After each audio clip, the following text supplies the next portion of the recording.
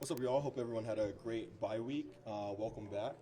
It's been great to be back in the facility around the guys. I know everyone got rested and rejuvenated from a long early stretch of the season. So it's great to be in here. We got a big road game coming up. Last 5 games of the season, big stretch for us. And so we're excited to get back in the building, get back to work, and get ready for the Las Vegas Raiders.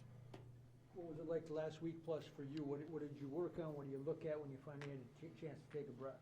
Yeah, it was good to take a breath and just get away from us for a sec. It's been a hectic, first 12 weeks of the season, personally and as a team. So I thought it was good for myself personally as a team to take a week of reflection, but a week to get a breath in order to recharge for the last stretch. And it was good to go back over my tape from my first 4 weeks here and the rest of the tape from the beginning of the season, see the areas I've done well at, see how I can improve, man, and ultimately, give us the best chance to go out and win on Sunday.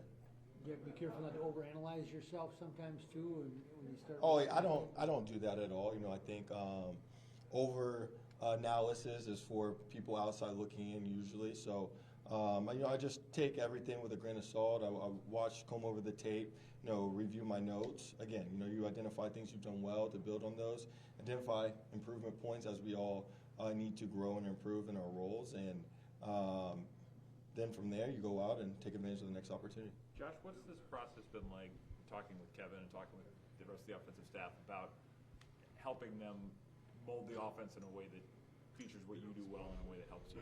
Yeah, it's obviously it's a process when you come in and you're entrenched in a new offense very quickly, and as they try to they learn me in areas that I'm able to thrive at, and as well as me, I continue to learn the ins and outs of an offense. It's a process, and so I think the communication has been great. Starting with the coaching staff, asking like, hey, like what are you comfortable with? What plays do you like? What concepts are you good at? And for me, sharing things that I like in the game plan, and also not being afraid to share things that I don't feel comfortable with, so that we're in a chance to go out and execute a play at a high level. So it was great to get a week to get that communication going, right, where you're not involved in the game plan, and continue to get to know each other.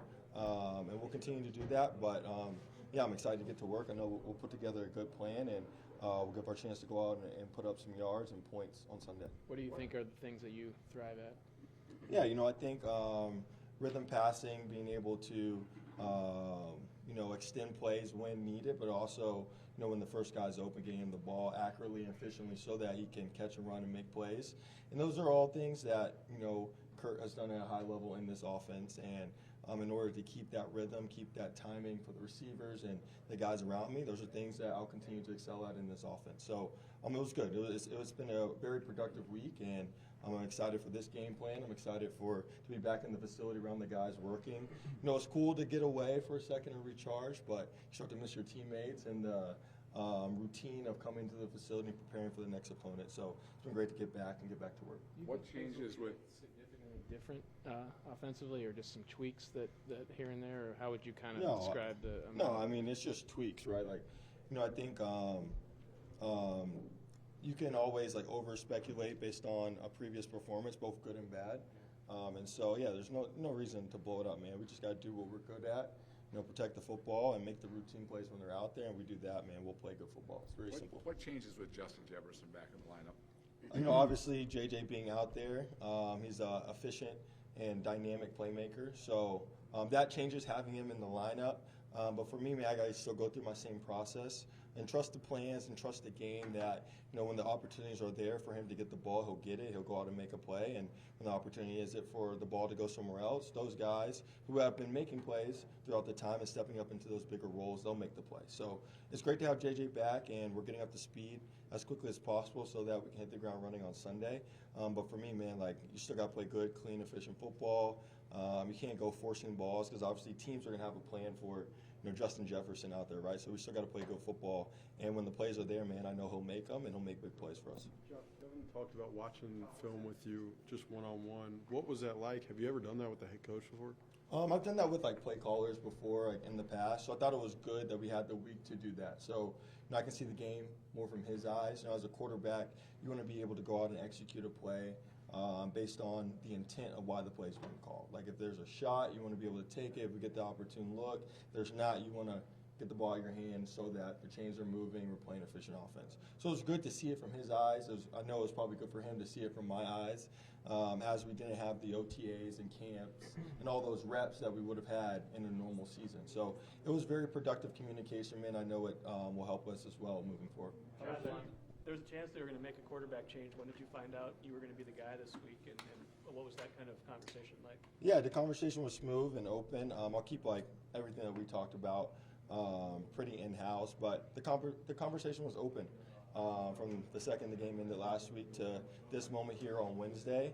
So at the end of the day, man, I prepare the same no matter what my role is. Obviously, I love the opportunity to start and compete, and I plan on making the most of this opportunity and bouncing back from the last time on the field. And so, yeah, the communication has been open, and so I'm excited for another opportunity to go out and compete, man, and put my best foot forward and give this team a chance to win on Sunday. Josh, what have you learned about playing for Kevin and how he wants the position played? Yeah, I think he does a great job of playing the quarterback in positive situations, right? Like, you have opportunities to attack the defense vertically, but you also have opportunities to get the ball out of your hand quickly. When needed, we do a good job of mixing up tempos to try to keep guys on their heels. And so as you can all see that on tape. As I continue to learn and grow in this offense, it's continue to turn over every stone, find every single detail so that I can play as efficient as possible. I've seen it, being here for 4 weeks, I've seen it watching old tape that whoever's in there when they're playing clean, efficient football, this offense is really difficult to stop. And so the more I can continue to get in Kevin's head as he's calling plays, the more I can continue getting the coaching staff's head as they are formulating plays to attack defenses, will only allow me to play more efficiently and ultimately allow us to play our best football on offense. Watching film with him, was that something he came to you as like, let's do this? Like, how did that happen? So I texted him after the game. I just knew we had a free week, so I said I wanted to just go through the tape from the game with him and Chris as well, the QB coach. So it was good. Obviously, there's a little more free time. And then as we get more installs, I've just been texting him like ideas or like, hey, you got time, like an hour, just to go through the first and second down game plan and stuff. Because I wanna play the best football I can. Because I know all the guys in here, man, like we've worked so hard to get to this moment where we hold our own destiny.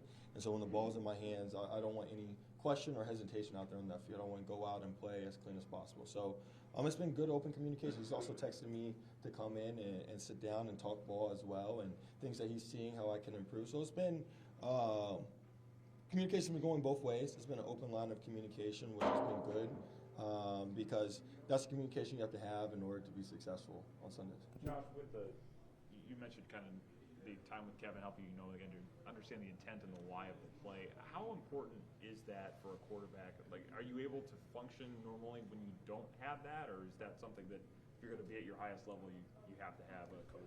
Yeah, I mean, you can function, right? Like, you can hear a play called and have your interpretation of the play, right? But it's different when you're game planning a play for a specific look, and if you're not getting that look, hey, like, what do I want to do so the ball's out of my hand quickly? If I get that look, okay, like, why did we call this play?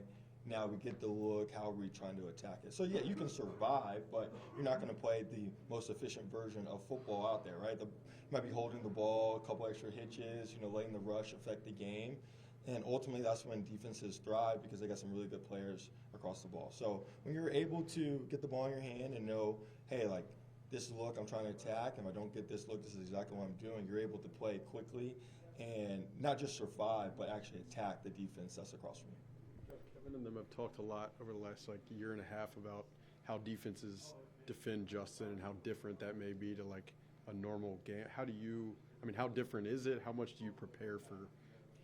Yeah, obviously teams are going to have a plan. We have the best receiver in the NFL coming to your stadium. And so as a quarterback, right, it's, knowing their normal looks that they play when Justin Jefferson isn't out there, and then knowing like what they could play based on other offenses they've played with a dynamic receiver. And it's understanding, what are the opportune looks and how are they going to try to limit his impact to the game. And also, if they do that, like, how can we still attack it and use our best playmaker to go out and still make plays. So it's just an understanding of ball, understanding of the looks, understanding of what you probably will get and then what you could get, and then that goes into the communication and understanding play caller's intent so that when you get an opportune look, you don't miss it, and when you don't, you're still able to get the ball out of your hands and keep the chains moving. Last couple for Josh. Awesome. Appreciate y'all. Thank you.